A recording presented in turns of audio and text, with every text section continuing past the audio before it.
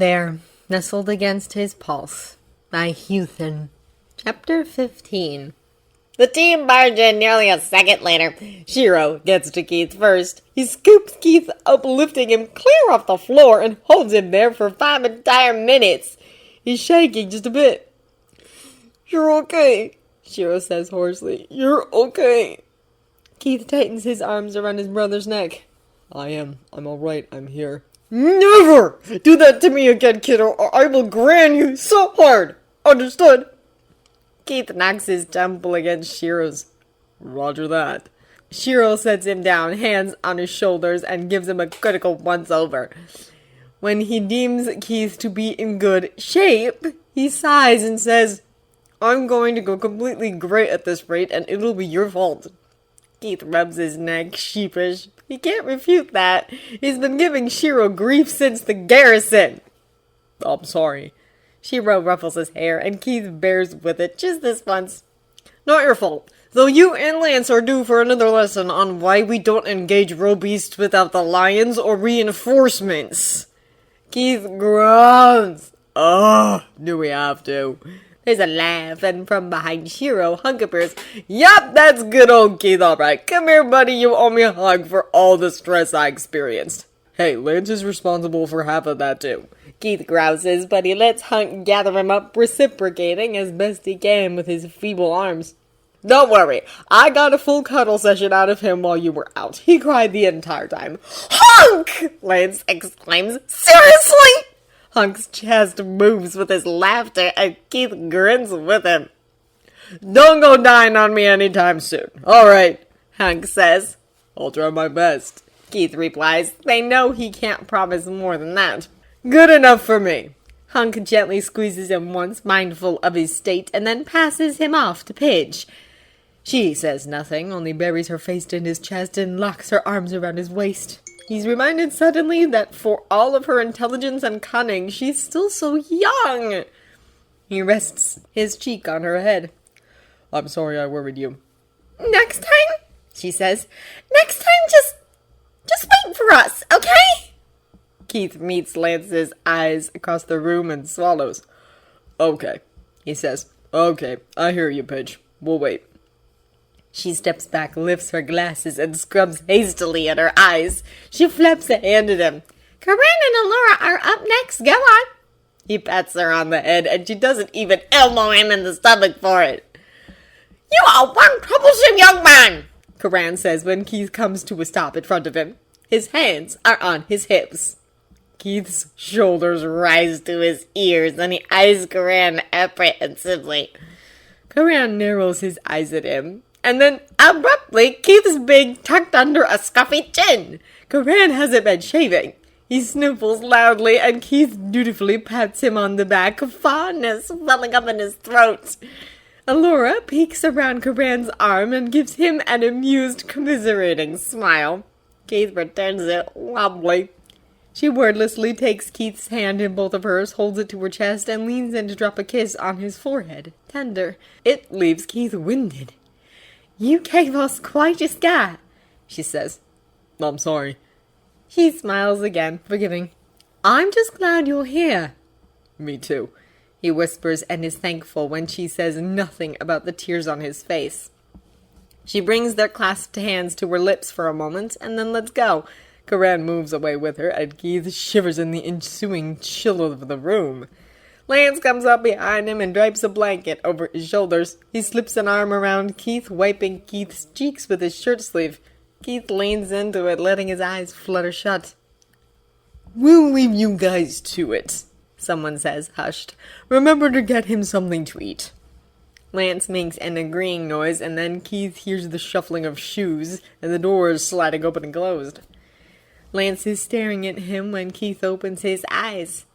He's wearing a thoughtful look. "What?" Keith asks. "Come sit," Lance says. "You've got to be exhausted. I know how it feels after." He's right. Keith still feels like, well, death warmed over, literally. He barely makes it to the mound of blankets and pillows by his pod before his legs give out. He presses his face into a pillow, curls his arms and legs around another, and burrows his feet into a spot in the blankets where it's still toasty warm. Everything smells like Lance. Keith has never been more happier to be able to breathe again.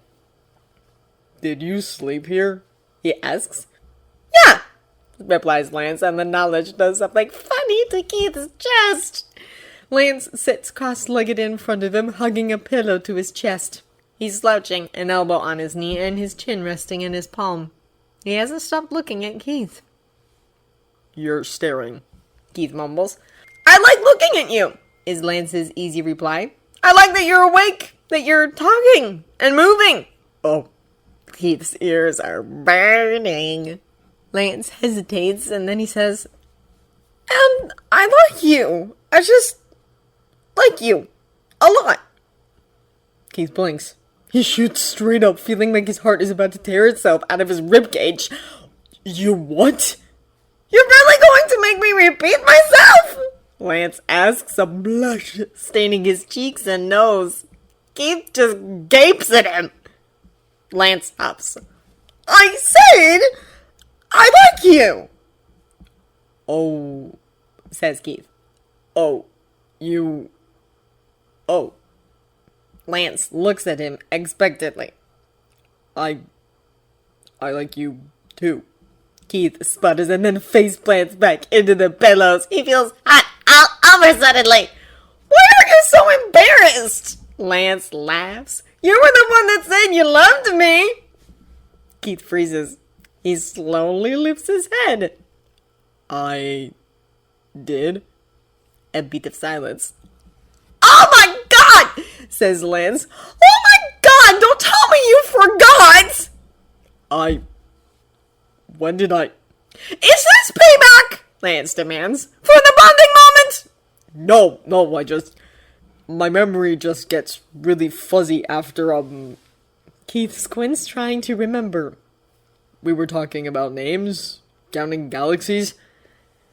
Lance goes somber at that. He picks at a loose thread in his socks. "Yeah, I was trying to keep you awake. Didn't really work." He peers at Keith from under his lashes. "Are you sure you don't remember?" Keith frowns. He thinks back, going through the sequence of memories. Decker 503, Yan X6. Home doesn't matter if you... I need you to be okay. I'm gonna get you out of here, sweetheart. You are not dying. Just stay alive and tell them yourself.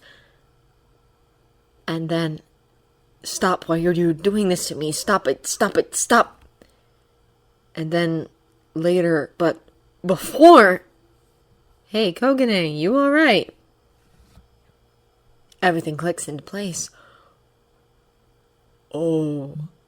Keith breathes. Oh. Lance perks up. "You remember?" Keith sits up. Keith! He reaches for Lance's left arm, pulling it into his lap. Lance makes a noise of surprise, slapping his other hand into the bedding between himself to keep from toppling over. Keith yanks the sleeve up. He stares. I love you. He begins. Stops. "I told you I loved you right before I died. Didn't I?" Lance fidgets like he wants to pull his arm away. He nods. "That was the last thing I said to you." Keith looks up into Lance's eyes. "And this is your soulmate's last words. You told me that.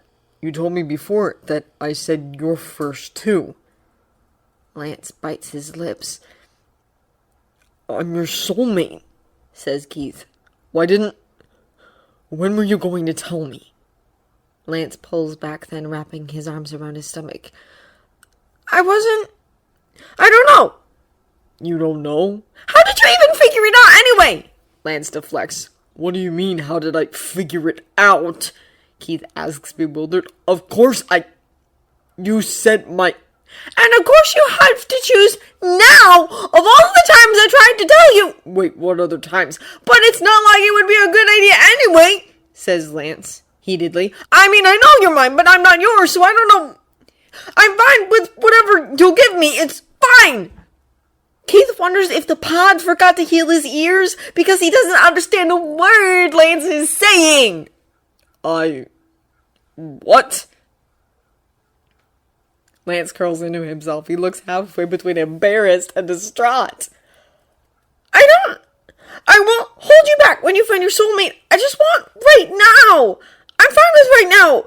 You told me you loved me, and that's more than I hoped for. That's more than enough. My soulmate, Keith parrots. Is it that you? Lance is looking more like he's about to cry. No, it's not. We already know this, Keith. You know this. I do? I mean, I was going to tell you that we'd spoken before at the garrison, that we'd met way before we rescued Shiro, that maybe I hadn't said your first words, but Lance shakes his head. You didn't react to anything I said before you died. Like, your heart stopped at one point, and soul marks apparently classify that as death. So, obviously I didn't say your last words, Lance. So I thought, well, that kind of sets it in stone, right? Because if I didn't say your last words, then the chances that I said your first are like nothing. Lance. And I've heard of couples where one said their partner's words, but not the other way around, and I'm okay, this is just one of those. It's fine. I can do that. I can have that much just until you find your match. Lance, Keith says, shut up. Lance's lips are smooth. Keith's expected them to be chapped from sleeping out here, but his mouth is softer than anything Keith's felt, and his skin, when Keith cups a hand to his cheek, is just as smooth. Skincare routine, his mind whispers, knew it'd be soft. For once, Keith doesn't tell the voice to shut up. He pulls back, but he can't resist brushing their lips together one more time. Lance lets out a strangled noise. His soulmate's face is cherry red. Keith is allowed to think that he's cute now. What? Says Lance. You idiot. Keith says fondly. You are my soulmates. I remember it back at the garrison. You asked me if I was alright, and those were my first words. And when I died, you said my last. I did? Keith pulls both sleeves of his med suit up, about to shove his wrists in Lance's face. But then he sees what's actually there, and he stops, baffled. In the space between his alpha tan lines are, hey, Kokone, you alright? And, stop, why are you doing this to me? Stop it, stop it, stop! Same as ever. But just under them are another set of words. On the right, hey there, Red, welcome back. On the left, I love you too. Keith stares at the left one because that seems an awful lot like a happy ending, and he doesn't usually get those. Huh, says Lance, who's staring down at his wrists too, wide-eyed. You have new words too. Keith looks at him, a silent question. Lance pulls his right sleeve up. Underneath, who are you, rests, I'm not dreaming, right? I almost punched the wall because I thought the universe was giving me someone else, and then I realized it appeared the moment they got your heart to start beating again, he says. The left didn't change, so it looked like you'd still say that in the end.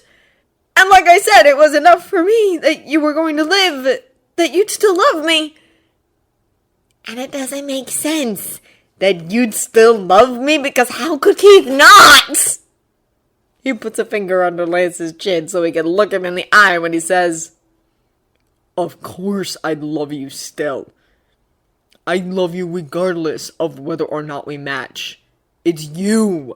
I love you because you're kind and funny and dumb and thoughtful and really freaking cute.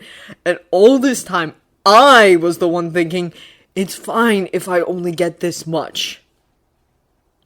I didn't want a soulmate. He continues. You know that. You saw my mark just now. You know it looks bad. My entire life, I thought I was going to be the reason that you died. I thought I would kill my soulmate. You'd never do that, Lance says firmly. That's what scared me, Keith whispers.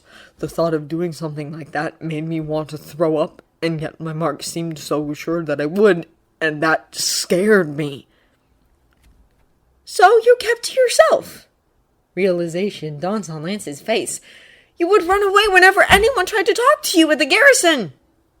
You noticed, huh? I always notice you, Lance admits. It's hard not to. You'd make me so frustrated, Keith finds himself saying. When we were all getting to know each other at the beginning, you were so distracting with your legs and your face, and I could never concentrate properly. Shiro kept asking me what I was so preoccupied with. Lance's mouth opens slightly. He closes it. And then you said, we make a great team. Keith's fingers involuntarily press into Lance's jaw hard, and Lance's breathing stutters. But nothing happened after that, and I wanted to rip my hair out. I thought about your hand in mine, about you falling into me, about carrying you to the healing pot. I thought about it for weeks. Oh, says Lance. Yeah. Oh. Keith traces the line of Lance's throat to the nape of his neck. And then something changed and we got closer. We were friends. And I was so busy laughing with you and watching the way you looked in the pool or behind your rifle that I didn't notice that I'd kind of loved you already.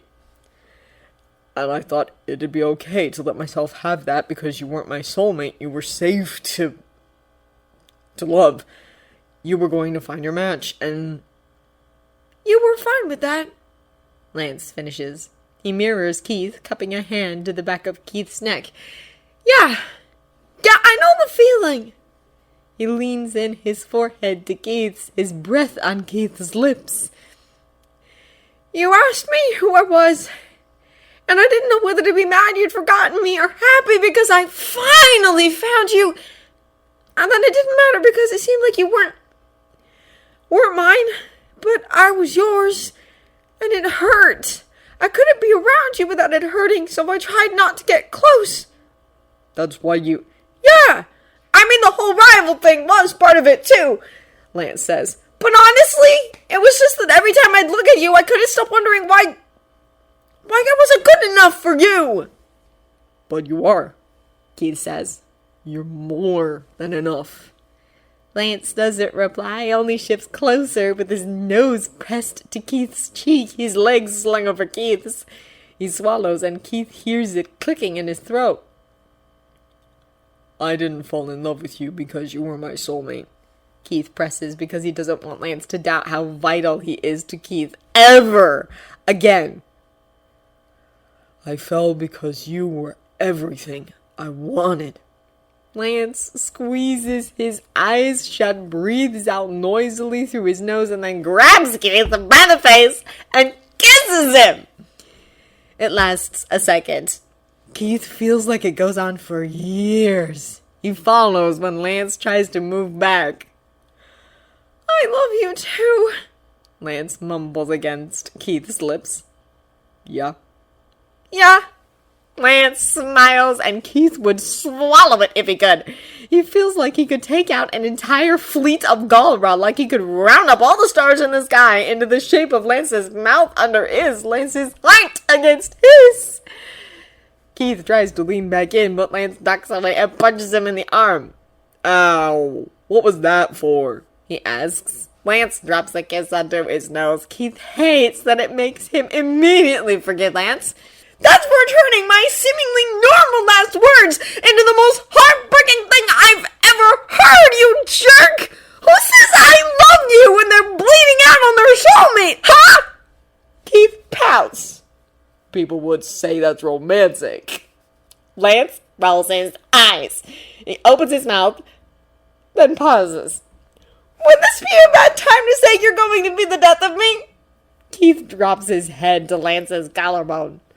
Too soon. He groans. Lance wraps his arms around Keith, laughing. Keith drags his mouth up the line of Lance's throat. Dude, we're so dumb, Lance says. Babe, are you listening? We're so stupid, he says. We're the dumbest, and Hunk is never going to let me live this down. How did we not figure it out sooner? You called me that before. Keith mumbles into Lance's jaw. What, dumb? Yeah, like a million times in the first month. No. Keith rolls his eyes. Sweetheart. Babe. I did? Keith pulls away and fixes Lance with a look. Lance grins. Kidding! I couldn't resist. We're not making that a running joke. Keith says flatly, but the smile tugging at his lips ruins it. Lance hums and tilts their heads together for another kiss. You were dying on top of me. Suddenly keeping my embarrassing crush on you seems silly. You had a crush on me, says Keith, pleased. Laughter bubbles up in Lance's chest. Keith can feel it under his hands. We're soulmates, says Lance. I'm literally sitting in your lap making out with you. Yeah, but still. You're ridiculous. Lance breathes against Keith's mouth. You love me for it, says Keith, pulling Lance's lower lip between his. He feels drunk. Lance groans, shivers when Keith tastes him with his tongue. He lets Keith push him onto his back, and there isn't much talking after that. It seems like an entire lifetime later when they run out of breath and need to pause. Keith doesn't move away very far, just enough to take in the healthy flesh to Lance's face, the red slick look to his mouth. Keith wants to bite down on it. He remembers there's nothing that's stopping him now, and does just that. Lance's hands spasm when they're resting low on Keith's back. How are you so good at this too? He whines. The pout on his face just makes Keith lick at his mouth until he's gasping again. I don't really know what I'm doing, Keith admits. You just taste really good. Lance rolls them over so he can bury his face into Keith's neck. You gotta stop saying stuff like that. Hmm? The sweet talk. That's like the fourth time in the past 2 days. Sweet talk? Or something. You've just been saying really, nice things to me. Lance is practically burning. Or maybe that's Keith. Maybe it's both of them. I don't consciously do it. Keith mumbles into Lance's hair. It just happens. You're just there, and you make me say dumb stuff. Do you want me to stop? Lance doesn't reply. He raises himself up, hands on Keith's chest. He's wearing the fondest look Keith's ever seen, open and relaxed. His eyes are so bright, and Keith kind of wants to combust. Lance brushes a finger under Keith's hair, shifting the fringe away from his eyes and up over his forehead. He threads his fingers through the strands, scraping his nails across the scalp. Keith doesn't bother holding back a groan. His eyelids droop and his mouth goes slack. Lance grins. I like it, he says. Should have known you'd be a sappy soulmate. You're the one giving me pet names and everything, Keith retorts. Lance's only response is to continue petting Keith's hair so gentle that Keith's brain is sparking, just straight up spluttering to death. He groans again. Lance presses his lips together like he's trying not to laugh. If I had known that you'd like to have your hair played with, I would have done this way sooner. It feels nice, Keith mutters, defensive. You look like you're about to fall asleep right there. Sure, why not? I'm tired. Keith's eyes have already slipped closed. You've got to eat for one thing, change for another, and I think Coluban wants to talk to you if you feel up to it. Something about your rash. Keith opens an eye. My rash? He has noticed that his arm feels completely fine now. He thought the pod had healed it, despite it not happening the other times he's been in the pod for other injuries. Lance pecks him on the lips and stands. He stretches, shirt rising up, and Keith is absolutely allowed to stare now. Come on, stop ogling me. We've got things to do. Do we have to? Keith grumbles. I like the view from here. Lance levels him with a considering look. With a faint blush, he says, the faster we get them done, the faster we can get back to what we were doing. Keith is already halfway to the door before Lance starts laughing.